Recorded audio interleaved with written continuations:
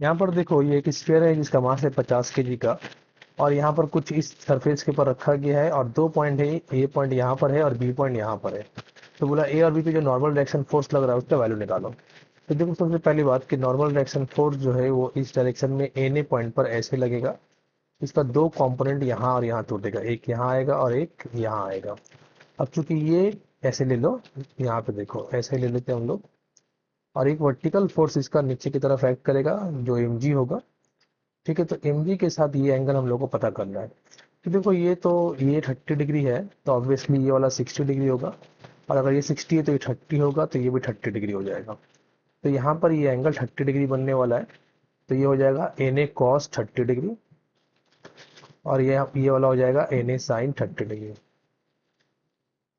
अब यहाँ पर क्या होगा कि ये जो एन बी रिएक्शन फोर्स ऐसे लगेगा, एन बी, तो ये एन बी फोर्स ऐसे हो गया, और इसका जो वेट होगा स्फीयर का वो एम जी नीचे लग रहा है, तो एम जी फोर्स यहाँ हो गया। अब अगर हम लोग इक्वेशन लिख लेते हैं, N A cos 30 degree is equal to M G, और लिख लेते हैं N A sine 30 degree is equal to N A N B.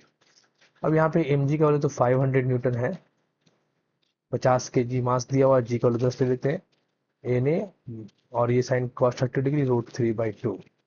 तो एन ए का वैल्यू हम लोगों को मिल जाएगा 1000/√3 न्यूटन। ठीक है, और जब एन ए को यहाँ पुट कर लेते हैं 1000/√3, साइन 30 डिग्री 1/2, तो ये बन जाएगा एन बी। तो एन बी का वैल्यू हो जाएगा 500/√3 न्यूटन।